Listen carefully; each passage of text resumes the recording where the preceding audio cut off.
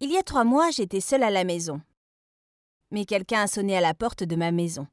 Mes parents n'étaient pas à la maison et je n'avais invité personne. Alors je me suis demandé si je devais ouvrir la porte ou non. Mes amis ne viennent jamais à l'improviste chez moi. Il était 22h, donc c'était sombre et assez effrayant. Pourtant, j'étais extrêmement curieuse de voir qui venait me rendre visite tard dans la nuit. Finalement, j'ai décidé de vérifier de qui il s'agissait. J'ai ouvert la porte et j'ai vu un homme jeune et vraiment beau. J'étais abasourdie. J'ai vraiment cru que c'était le prince charmant que j'avais attendu toute ma vie. En seulement 2 minutes, j'ai proposé des centaines de théories sur la raison de sa présence ici. Pouvez-vous vous projeter dans l'imagination d'une fille célibataire de 20 ans? Néanmoins, je n'ai pas pu dire un mot. J'étais submergée par sa grande silhouette et son regard aux yeux bleus profonds. Donc, nous étions tous les deux en train de nous regarder, et vous ne croirez pas ce qui s'est passé ensuite. Avant de continuer mon histoire, je voudrais vous rappeler d'aimer et de vous abonner à mon histoire animée pour suivre le reste de mes aventures. Mon mystérieux prince s'est présenté. Cependant, il est venu avec la plus vieille excuse de la planète. Il a dit « Désolé de vous déranger, mais mon pneu a explosé. Êtes-vous seul ou il y a quelqu'un qui peut m'aider ?» Je suppose qu'il faisait référence à mon père ou à un autre personnage plus fort. Bref, voilà où j'ai eu peur. La réalité m'a frappée. J'ai soudain pris conscience qu'il pouvait me cambrioler, me kidnapper ou même faire quelque chose de pire.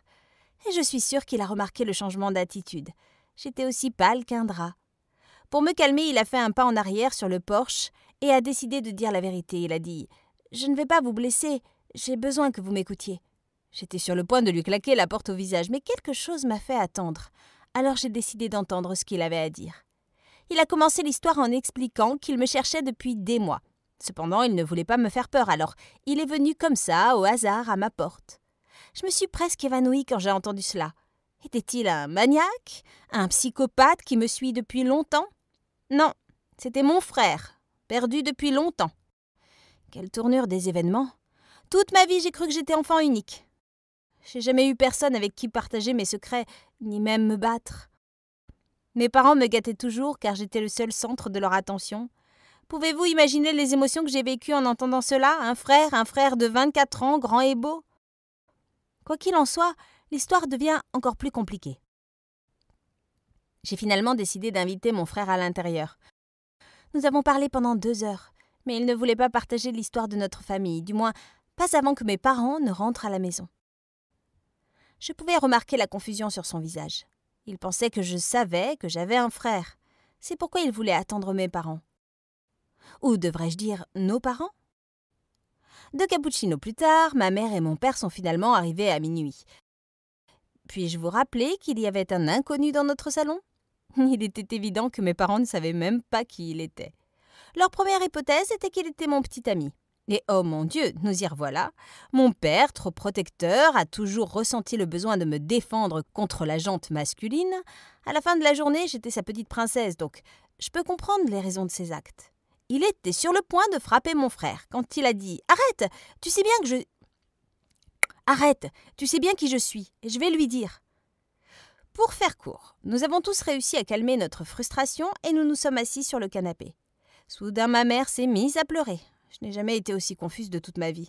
Elle a dit « J'espère que ce que nous allons te dire ne te fera pas nous aimer moins. » J'ai supposé qu'ils avaient donné mon frère pour adoption et qu'ils ne voulaient pas que je les juge. J'ai immédiatement développé ma théorie selon laquelle ils étaient jeunes et paniqués. Apparemment, j'étais sur le point de leur pardonner. Mais croyez-moi, quand je dis, j'étais loin de la vérité. Ma mère bégayait, pourtant elle voulait être celle qui révèle toute l'histoire. Elle a commencé par me parler de sa grossesse avec moi. Elle n'a même pas mentionné mon frère perdu depuis longtemps. Quand je lui ai demandé pourquoi elle sautait cette partie, elle a répondu « Vous comprendrez ». Apparemment, il y a eu un tremblement de terre le jour de ma naissance. Tu devines comment cela justifie mon frère nouvellement découvert? Eh bien, moi non plus. Pour être plus précise, je suis née dans un hôpital local. Ma mère a lutté pendant des jours avant que je décide de sortir.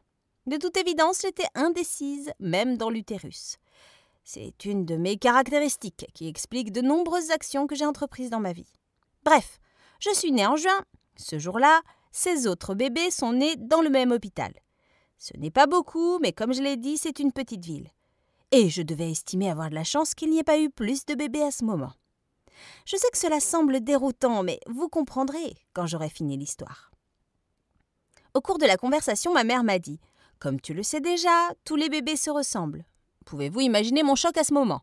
Ma propre mère ne pouvait pas me distinguer. M'ont-ils échangé avec un autre bébé à l'hôpital? Et en quoi cela explique mon frère perdu si longtemps? Eh bien, la réalité est bien pire.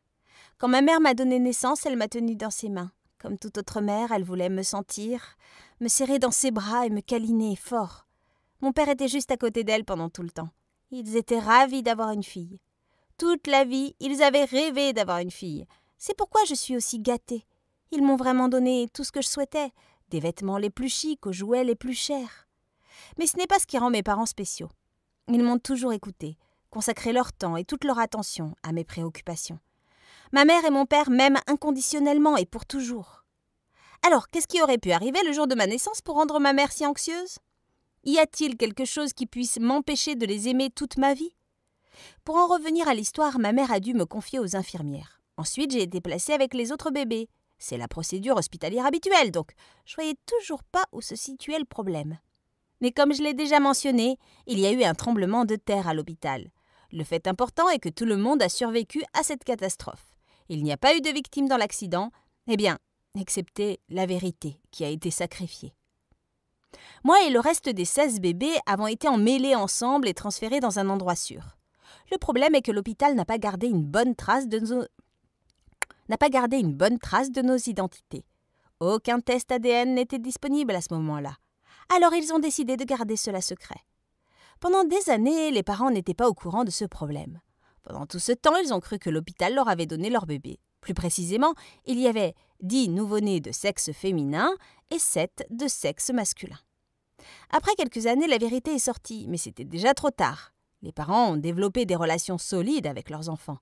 Mes parents ne voulaient pas me faire vivre une situation stressante à mon plus jeune âge. Après tout, ils m'aimaient comme étant de leur propre sang, même si je ne l'étais pas. Aussi choquant que cela puisse paraître, on m'a alors fait savoir que j'avais 10 mères. Ma mère et mon père ont éclaté en sanglots.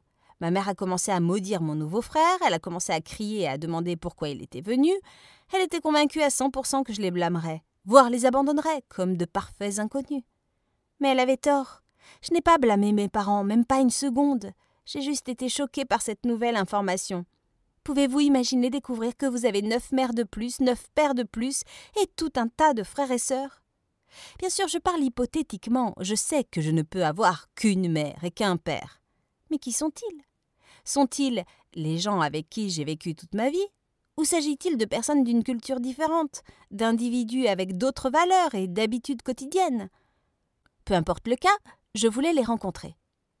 Je ne peux pas imaginer ce que ressentaient ma mère et mon père à ce moment. Peut-être pensaient-ils que je les laisserais pour mes vrais parents. Ils ne savaient pas grand-chose, je les ai toujours considérés comme ma seule famille. Maintenant revenons à l'histoire de mon frère perdu depuis longtemps. Je suis sûre que vous vous demandez pourquoi il me cherchait. Son aventure a commencé lorsqu'il a rencontré une fille du même âge que sa sœur ou la fille avec laquelle il vivait. À ce stade, nous ne savons pas qui est lié et qui ne l'est pas. Quand il a rencontré la fille, il a immédiatement ressenti une connexion. Ils ont commencé à parler et à créer des liens. Au bout d'un moment, il a découvert qu'elle était née à la même date et dans le même hôpital que sa sœur. C'était simplement une trop grosse coïncidence. Il a passé des mois sur la recherche et il est tombé sur le secret de l'hôpital. Puis, il a décidé d'affronter ses parents avec la vérité. Il leur a demandé si la fille vivant avec lui était vraiment sa sœur biologique. Même s'il s'agissait d'un secret bien gardé, ses parents ont décidé de révéler l'histoire. Comme mes parents, ils ont également été initiés au problème plusieurs années après notre naissance. C'est à ce moment précis que mon frère a promis de répandre la vérité aux 17 bébés. Il ne voulait pas participer à cette énorme manipulation. Donc, au lieu de nous garder dans l'obscurité, il s'est consacré à nous unir tous. Apparemment, j'étais le 8e bébé fille sur la liste. Il nous a tous suivis et a eu cette conversation difficile avec chaque famille. C'est peu de dire qu'il était notre héros. Cependant, je ne peux pas expliquer ce que j'ai ressenti à ce moment. C'était honnêtement un chaos d'émotions. J'ai ressenti de la colère, de la tristesse, du bonheur, mais finalement j'étais reconnaissante de savoir la vérité. Mais quelle voie aurais-je dû choisir? Je ne pouvais pas décider d'ignorer les faits et de partir à la recherche de mes parents biologiques. J'avais 20 ans et je n'avais aucune idée de qui j'étais, d'où je venais et qui étaient mes parents. Ces 3 derniers mois ont été une avalanche d'émotions. Maintenant, vous vous demandez pourquoi je n'ai pas fait immédiatement un test ADN. Cela semble très simple, mais vous ne vous sentiriez pas comme ça si vous étiez à ma place. Mes parents n'étaient pas les seuls à avoir peur de la vérité. J'ai pensé qu'une fois qu'ils découvriraient que je ne suis pas leur enfant, ils m'abandonneraient. À ce moment, j'avais peur de la réalité. Il était plus facile d'ignorer le problème et de vivre dans mon propre monde.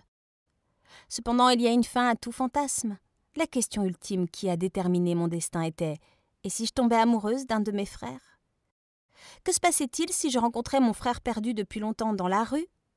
J'ai donc décidé d'être courageuse, de découvrir mes racines et ma véritable identité. Je voulais savoir laquelle des 10 femmes était ma mère biologique. Je dois admettre que ce n'était pas facile de passer le test. Mes parents et moi avons traversé une période difficile. Et vous ne croirez pas ce que j'ai découvert. Toute ma vie était un mensonge. Ces personnes avec qui je vis depuis 20 ans ne sont pas mes parents biologiques. Cela signifie que je peux avoir un frère ou une sœur que je ne connais pas. C'est alors que j'ai su que je devais passer à l'action. J'ai immédiatement appelé le frère qui m'a rendu visite. Il a eu les contacts de la plupart des bébés nés à l'hôpital local le même jour. Beaucoup d'entre eux ont fait des tests ADN et ont confirmé la relation avec leurs propres parents. De toute façon, il n'a pas réussi à trouver toutes les filles. L'une d'elles était introuvable. Aussi chanceuse que je suis, c'était probablement le bébé avec lequel j'avais été échangée. Alors qu'est-ce que j'étais censée faire à présent? Mes parents ont soutenu mes actions. Ils voulaient aussi rencontrer leur enfant. Mais comme je l'ai déjà mentionné, ma mère a pris cela bien pire que je ne le pensais. Elle a commencé à lutter contre l'anxiété et la dépression. Chaque jour, quand je quittais la maison pour chercher ma mère biologique, je sentais que je lui brisais un peu plus le cœur. Chaque jour où je me rapprochais de la vérité, je m'éloignais de ma mère. Alors encore une fois, j'ai dû choisir. En tant qu'adulte, nous prenons de nombreuses décisions chaque jour. C'est ce qui nous différencie. C'est ce qui construit notre personnalité et notre image globalement. Tout le monde dit qu'en vieillissant, on fait face à des décisions plus délicates. En vieillissant, vos problèmes s'aggravent et vos préoccupations d'enfance vous semblent drôles. Néanmoins, je n'avais jamais imaginé que ma vie se transformerait en une tragédie de ce type. Je n'ai jamais pensé que la réalité pouvait être aussi dure que ça. Vous n'imaginez pas ce que j'ai découvert. Je cherchais depuis longtemps. Je suis allée à l'hôpital, j'ai parcouru tous les registres de la ville et les réseaux sociaux. J'ai fait tout ce qui était en mon pouvoir pour retrouver ma famille. Je voulais rencontrer la fille qui vit ma vie depuis 20 ans. Je voulais voir ce que j'avais manqué et ce que je lui ai pris. Enfin, j'ai reçu un appel de la police locale. Et oui, je les ai également impliqués dans mon cas. En fin de compte, ils ont retrouvé ma famille. J'ai eu une conversation ouverte avec ma mère. Je lui ai dit qu'elle aurait toujours une place spéciale dans mon cœur. Elle était et restera à jamais ma mère. Au final, elle a compris pourquoi je devais franchir cette étape. Alors nous avons décidé d'aller à la police ensemble. Nous étions toutes les deux prêtes à affronter la vérité. Nous pensions que l'histoire ne pouvait pas empirer. Mais lorsque nous sommes arrivés à la police, nous avons entendu l'histoire la plus terrible de notre vie. Ma mère biologique et la fille avec qui j'ai été échangée ont toutes deux eu un accident il y a 3 ans. Il a été signalé à la police et c'est ainsi qu'ils les ont trouvés. Je pense que vous devinez déjà la fin désastreuse de mon récit. Elles étaient mortes. La fille qui a vécu ma vie n'était plus en vie. Moi, celle qui a pris sa place, je vivais un conte de fées. Toute ma vie, j'ai eu tout ce que je voulais. J'avais les meilleurs parents et les amis les plus solidaires. Dois-je être reconnaissante d'avoir été transférée à l'hôpital ou devrais-je m'en vouloir d'avoir pris sa place? Ma mère et moi avons perdu une partie de nous-mêmes lorsque nous avons appris la nouvelle. Nous sommes rentrés à la maison et avons tout raconté à mon père. Il ne pouvait pas non plus accepter la vérité. Après tout, leur fille biologique était morte. Il nous faudra des années pour retourner à notre vie habituelle. Nous ne pourrons jamais oublier les membres de la famille que nous n'avons pas pu rencontrer. En ce qui concerne mon père biologique, je le rencontrerai un jour. Pour l'instant, je ne suis pas prête à le retrouver, lui et sa nouvelle famille. Après tout, il ne sait peut-être même pas que j'existe. Je prendrai le temps de renouer avec les personnes qui m'ont élevée. En fin de compte, peu importe que nous ayons le même sang ou non, ils ont fait de moi ce que je suis, donc ils sont ma famille.